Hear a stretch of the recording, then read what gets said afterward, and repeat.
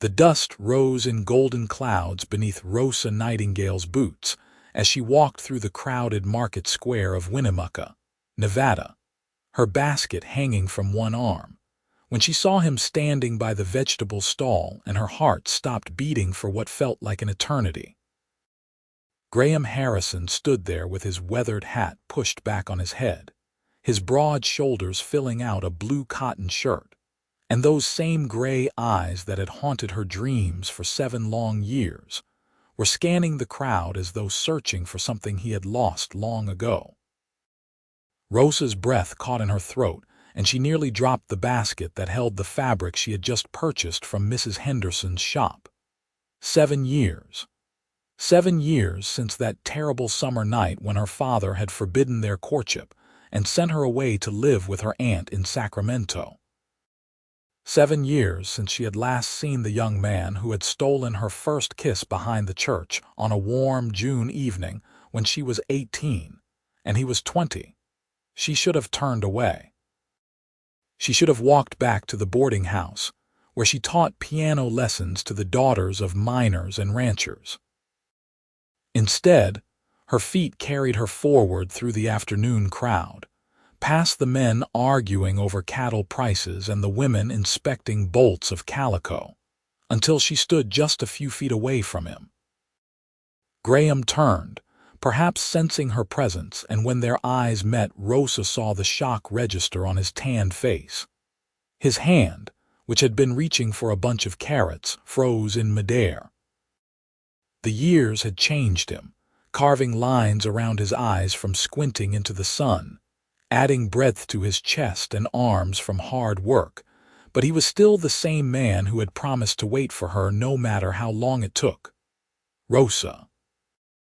Her name on his lips was barely a whisper, rough with emotion that 7 years could not erase.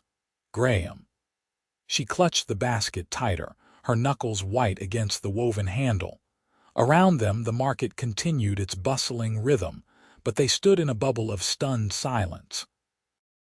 He took a step toward her, then hesitated, his jaw working as though he was struggling to find words.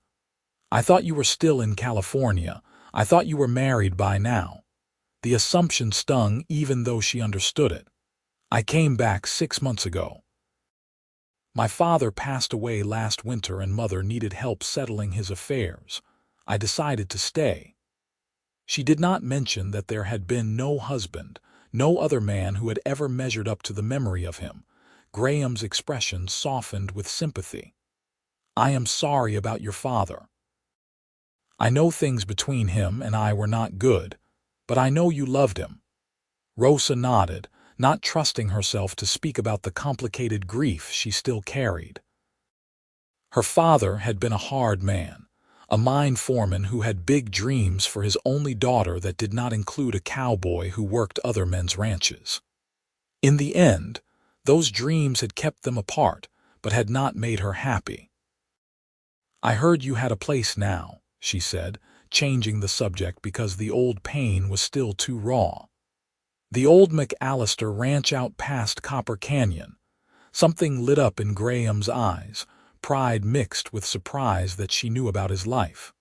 "Bought it 2 years ago. It is not much yet, but I have been building it up. Got about 200 head of cattle now and some good grazing land." He paused, then added quietly, "I always thought if I had something to offer, something your father could respect, maybe things would have been different." The revelation hit Rosa like a physical blow. All these years he had been working toward a future that might have included her, even when he had no reason to believe she would ever come back. "Graham, my father's approval was never what mattered to me. It was his control. He sent me away before I could even tell you goodbye." "I know." Graham's voice was rough. "Your mother told me after you had gone. I rode to Sacramento 3 times, but your aunt would not let me see you.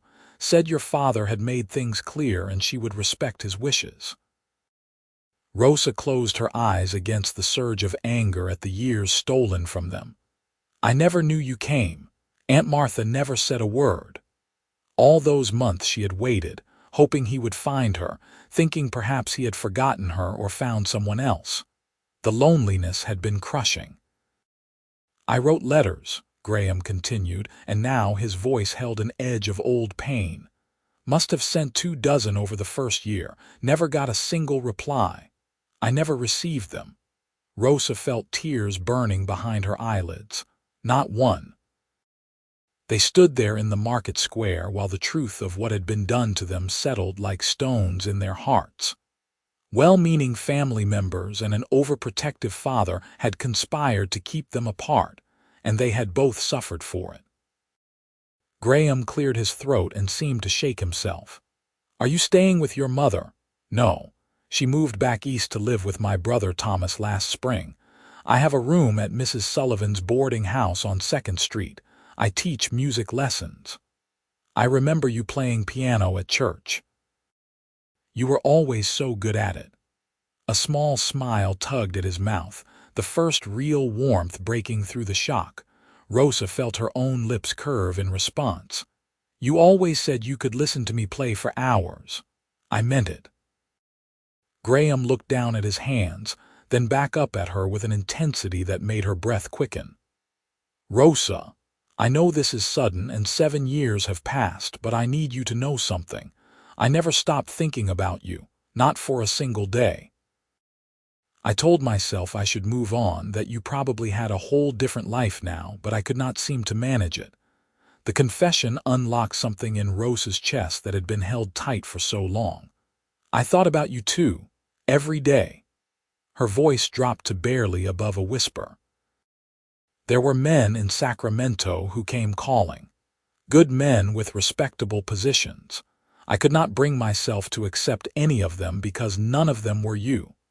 Graham's eyes searched her face as though trying to determine if she was real, if this moment was truly happening. "Can I call on you properly the way I should have been allowed to do 7 years ago?" "Yes." The word came out firm and sure without hesitation. "I would like that very much. Tomorrow evening, I could pick you up at 6 and we could have supper at the hotel restaurant." Rosa nodded, her heart pounding so hard she was certain everyone in the market could hear it. "Tomorrow at 6. Graham reached out slowly, giving her time to pull away, and gently took her free hand in his. His palm was calloused and warm, familiar despite the years between. "I am not going to let anything separate us again, Rosa, not if you do not want it." "I do not want it," she said firmly. "I wasted 7 years, Graham. I do not intend to waste any more time." He lifted her hand and pressed a kiss to her knuckles, a gesture both chaste and filled with promise. "Neither do I." Rosa walked back to the boarding house in a daze, her purchases forgotten in her basket, her mind spinning with the impossibility and rightness of what had just happened. She had come to the market expecting to buy thread and perhaps some apples. Instead, she had found the one thing she had believed lost forever. That night she barely slept, her mind too full of Graham's face, the sound of his voice, the warmth of his hand holding hers. She tried on 3 different dresses the next evening before settling on a deep green one that brought out the color of her eyes. Her hands shook as she pinned up her dark hair, leaving a few curls loose around her face. Mrs. Sullivan, a widow in her 50s who ran the boarding house with cheerful efficiency, knocked on her door at 5:45. "Your gentleman caller is here, dear." "My goodness, he is a handsome one. You did not mention you were being courted." "It is complicated," Rosa said, checking her reflection one last time. "The best ones always are." Mrs. Sullivan winked and ushered her downstairs. Graham stood in the front parlor wearing clean dark trousers and a pressed white shirt, his hat in his hands. He had shaved and trimmed his hair, and Rosa's heart did a slow tumble in her chest at the sight of him. When he looked up and saw her descending the stairs, the expression on his face made her feel like the most beautiful woman who had ever lived. "You look lovely," he said, his voice catching slightly. "Thank you. You clean up rather nicely yourself." He offered his arm and she took it, feeling the solid strength of him through the fabric of his shirt. They walked the 3 blocks to the Winnemucca Hotel in the warm evening air, while the sun painted the sky in shades of orange and pink. Graham asked about her music teaching and she told him about her students, the little girl who showed real promise and the banker's daughter who played mechanically but without passion. "You still love it?" Graham asked. "Playing music, I mean." Rosa considered the question. "I love music itself. Teaching can be rewarding when a student truly wants to learn, but I think I always loved it more when I was playing for myself or for someone who appreciated it. I would like to hear you play again sometime. The church has a piano. I could play for you there." Over dinner, they talked carefully at first, testing the waters of who they had become in the years apart. Graham told her about buying the ranch, about the hard winters he had endured alone, about slowly building up his herd. He spoke of his dreams to expand, to perhaps raise horses as well as cattle, to build a real house to replace the small cabin that currently stood on the property.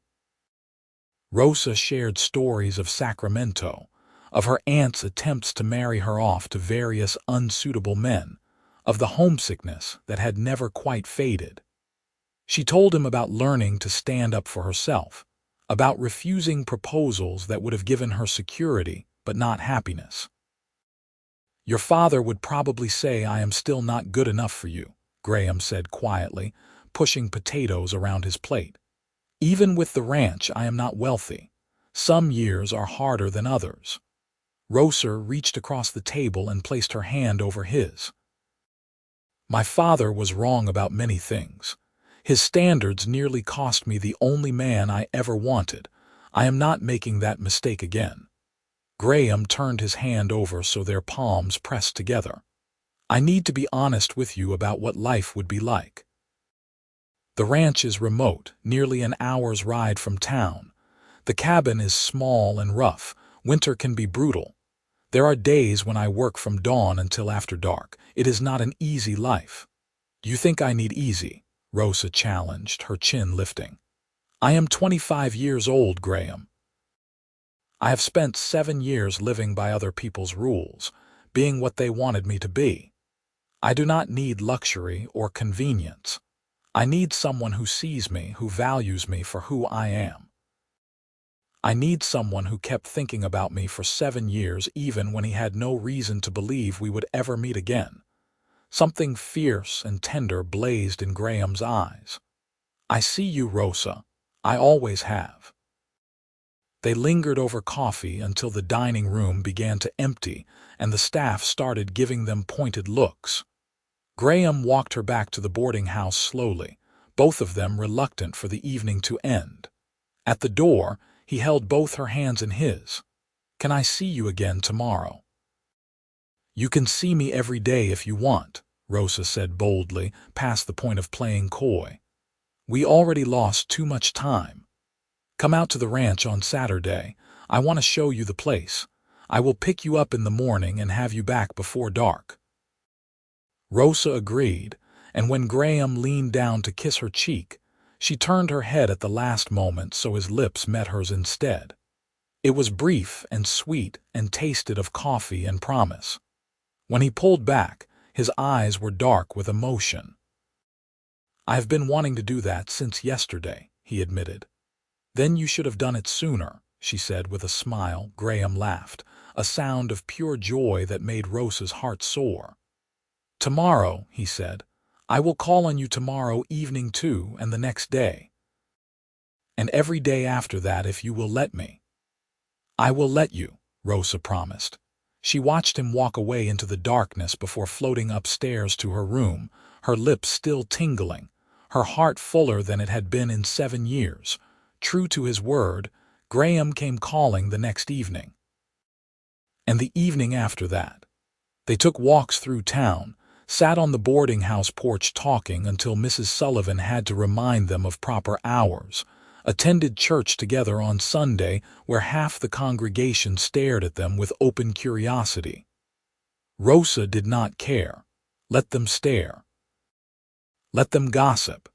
She had spent too long living her life according to other people's opinions. On Saturday, Graham arrived with a wagon pulled by two sturdy horses.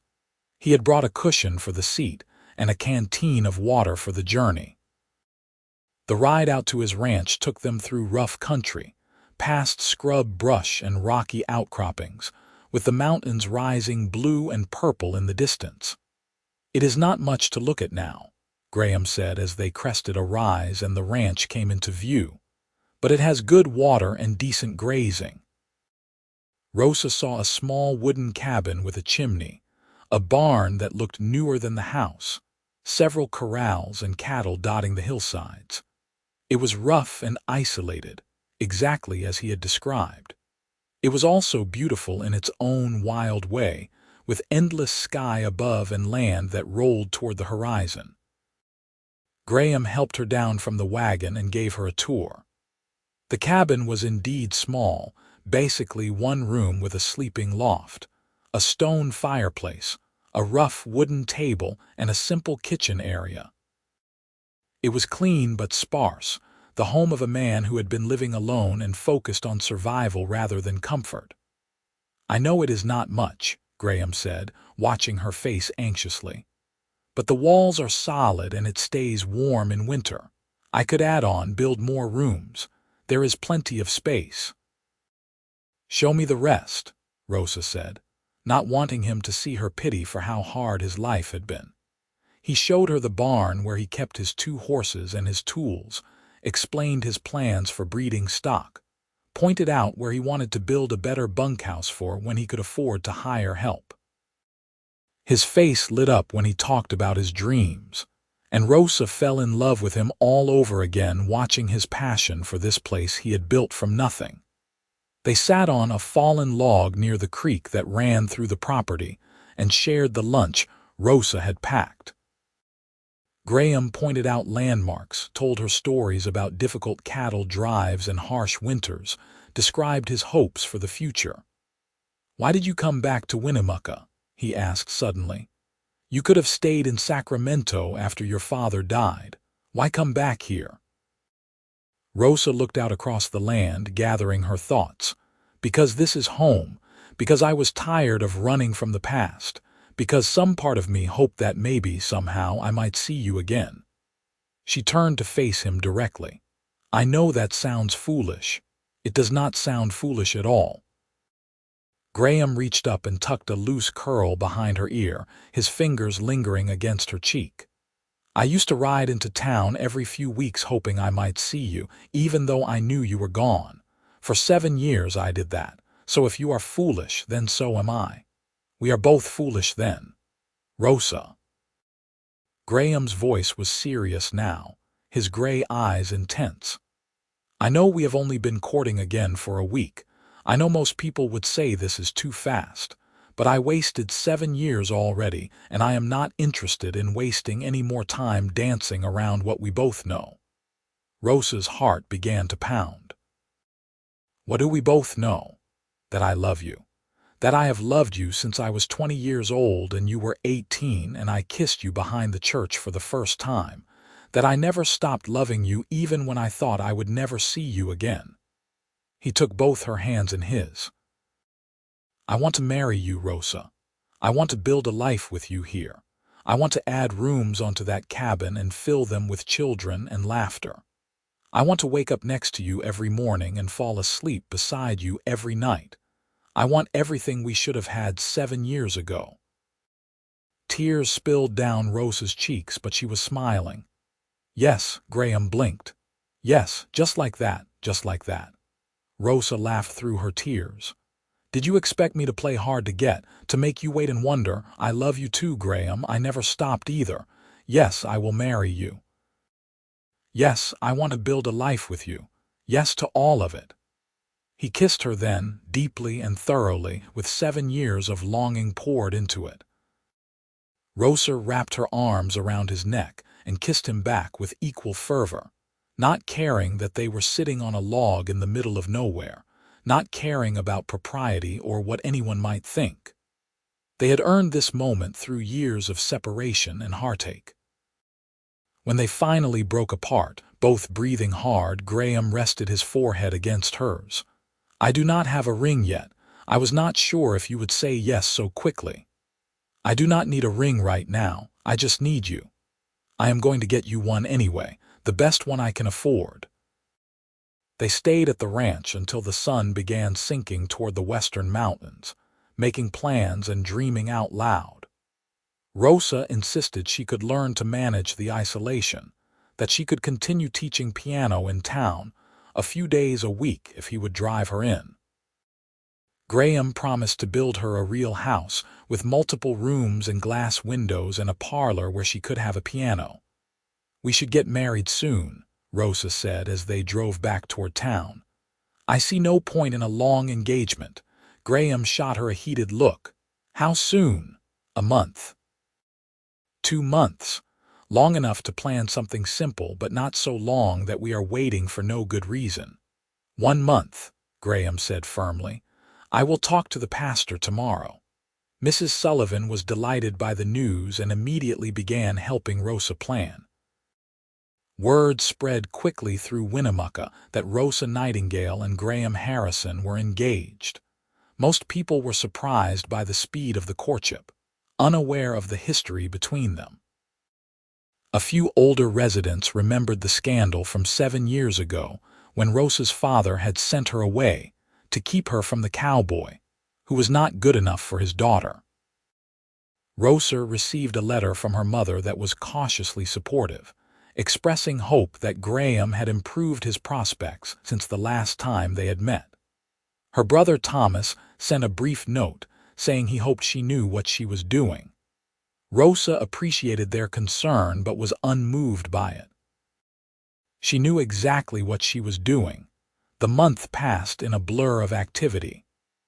Rosa sewed a new dress with Mrs. Sullivan's help, a cream-colored silk that one of the other boarders had brought from San Francisco. Graham rode into town every other day, unable to stay away, helping with preparations while also trying to keep his ranch running. He bought her a simple gold band with a small diamond that he presented sheepishly, apologizing that it was not bigger or fancier. "It is perfect," Rosa told him, watching the stone catch the light. "I do not need grand gestures, Graham. I just need you."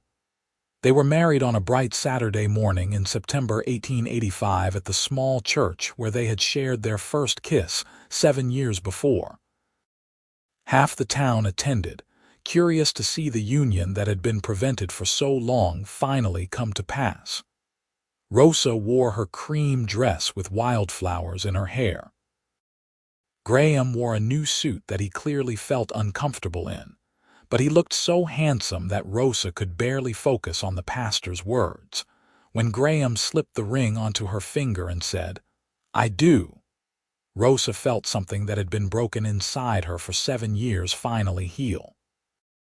When the pastor pronounced them husband and wife and Graham kissed her in front of everyone, she tasted salt and realized he was crying. So was she. The reception was held at the hotel with food and dancing and well-wishers who pressed simple gifts into their hands. Graham danced with his bride in front of everyone, not caring that he was not particularly graceful, just wanting to hold her close.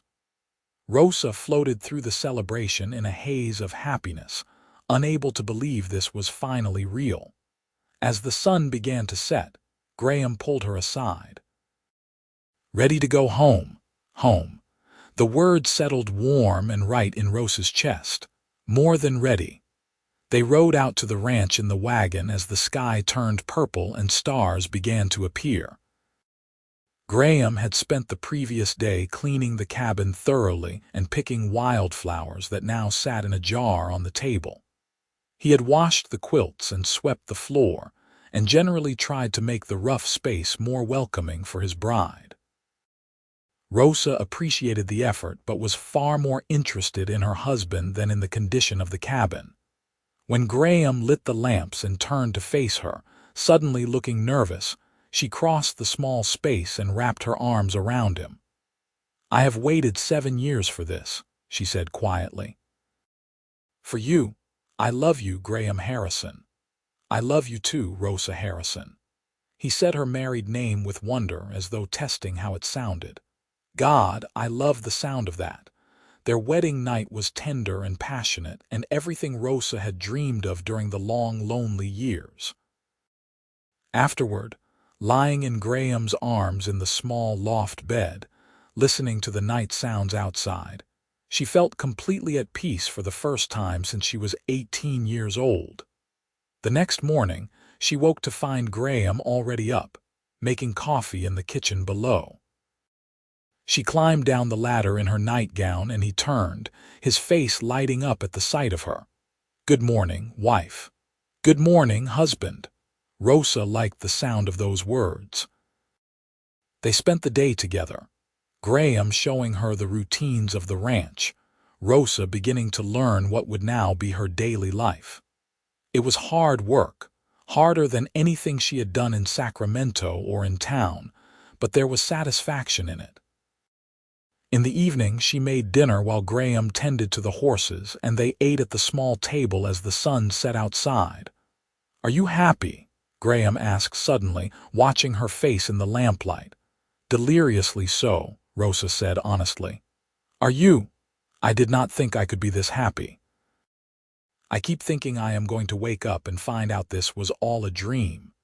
"It is not a dream." Rosa reached across the table and took his hand. "We are real, and we are finally together. Nothing is going to separate us again." Fall turned to winter, and Rosa learned the rhythms of ranch life. Graham had been right about the isolation and the difficulty, but he had also been right about the beauty and the reward. They worked side by side, partners in every sense. When the first serious snow came in December, they were snowed in for 3 days, but neither minded. They passed the time keeping the fire going, playing cards, talking for hours, and making love in the warm cocoon of their bed while the storm raged outside. Rosa had expected to miss teaching, to miss the social interactions of town life, but she found she did not mind the solitude nearly as much as she had feared. Graham was all the company she needed, and on the occasions when they did go into Winnemucca for supplies, she appreciated the bustle and conversation even more for its rarity. In February, Rosa realized she was pregnant. She told Graham one evening after dinner, watching his face carefully for his reaction. He stared at her for a long moment, his expression unreadable, and then he let out a whoop of joy that probably scared the horses. He picked her up and spun her around, kissing her until they were both dizzy. "A baby," he kept saying. "We are going to have a baby." "Are you happy?" Rosa asked, laughing at his enthusiasm. Happy does not begin to cover it. Graham's eyes were suspiciously bright. "I am going to be a father. You are going to be a mother. We are going to have a family." He became almost comically protective after that, trying to prevent Rosa from doing any heavy work, watching her anxiously whenever she so much as climbed the ladder to the loft. Rosa found it endearing even when it was slightly exasperating. "I am pregnant, not made of glass," she reminded him after he tried to prevent her from carrying a bucket of water. "I know, but I cannot help worrying. You are the most precious thing in my life." Spring came, and with it new life on the ranch. Calves were born, the grass turned green, and Rosa's belly swelled with their growing child. Graham worked on adding 2 more rooms to the cabin, determined to have more space before the baby arrived. He enlisted help from some neighboring ranchers, and the small structure began to transform into something more substantial. Rosa sewed baby clothes and blankets, her hands never idle.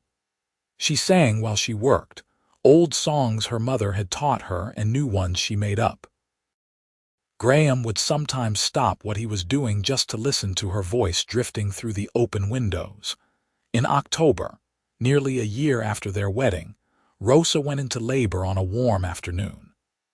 Graham rode like hell to fetch the midwife from the nearest neighboring ranch, returning with Mrs. Carmichael, a weathered woman in her 60s who had delivered half the babies in the county. Graham paced outside like a caged animal while Rosa labored, unable to bear being far from her, but also unable to witness her pain. When the baby's cries finally pierced the air, Graham burst into the room without waiting for permission. Rosa lay exhausted on the bed, her hair damp with sweat, and in her arms was a tiny bundle wrapped in one of the blankets she had sewn. "You have a son, Mrs. Carmichael announced with satisfaction. Graham approached slowly, his legs feeling unsteady. Rosa looked up at him with a tired but radiant smile and held out the baby. "Meet your son." Graham took the infant carefully, terrified he might break something, and looked down at the small red face and tiny fingers. "He is perfect," he whispered. "He is absolutely perfect." "What should we name him?" Rosa asked. They had discussed names for months but never quite settled on one. Now, looking at his son, Graham knew. "What about James, after your grandfather?" Rosa's eyes filled with tears. Her grandfather had been one of the few family members who had been kind to her during the difficult time after her father had sent her away. "James Harrison, I love it, Mrs. Carmichael stayed for 2 days, making sure both mother and baby were doing well. Graham hovered constantly, learning how to change diapers and wrap the baby securely, marveling at every tiny sound and movement his son made. When the midwife finally left, pronouncing them both healthy, Graham sat beside the bed and looked at his wife and son with wonder. "A year ago, I thought I would spend my whole life alone," he said quietly. "Now I have everything I ever wanted and more than I dared to dream of." Rosa reached for his hand. "We built something good, did we not? Despite everything that tried to keep us apart, we found our way back to each other and built something real." "The best thing," Graham agreed, "and this is just the beginning." He was right. Life settled into new rhythms with baby James. The ranch continued to grow as Graham's careful management paid off. 2 years after James was born, Rosa delivered a daughter they named Margaret. 3 years after that, another son they called Henry. The cabin continued to expand, becoming a true house with a parlor where Graham finally bought Rosa a piano, hauling it all the way from Reno as a surprise for their 5th anniversary. The children grew up wild and free on the ranch, learning to ride before they could properly walk, helping with chores as soon as they were able. James had his father's gray eyes and his mother's dark hair. Margaret was all Rosa in appearance, but had inherited Graham's quiet determination.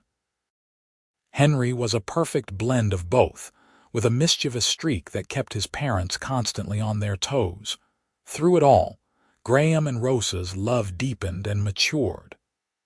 The passionate urgency of their reunion mellowed into something steadier but no less intense. They learned each other's rhythms, supported each other through difficult seasons, and celebrated the good times. They rarely spoke of the 7 years they had lost, choosing instead to focus on the life they were building together. On their 10th anniversary, Graham took Rosa into town for a rare dinner alone, the children staying with the Carmichaels for the evening. Over dessert, he pulled out a small box and slid it across the table. "What is this?" Rosa asked, surprised. "Open it." Inside was a new ring, this one with a much larger diamond than the simple band he had given her when they got engaged. Rosa looked up at him with wide eyes. "You did not need to do this." "I know I did not need to. I wanted to. When I gave you that first ring, it was all I could afford. I promised myself that someday I would get you something better, something that matched what you mean to me." Rosa slipped the new ring on beside her wedding band, watching it catch the light. "I loved the first ring because it came from you. I love this one for the same reason." "But Graham, you did not need to prove anything to me. I have never regretted choosing you, not for a single moment. Even when the winters are hard and the work is endless, especially then, because we face it together." Rosa reached across the table and took his hand. "You gave me everything I wanted.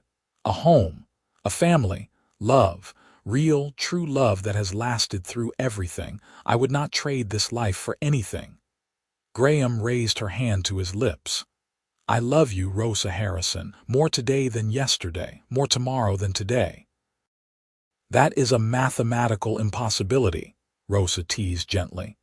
"Then I defy mathematics."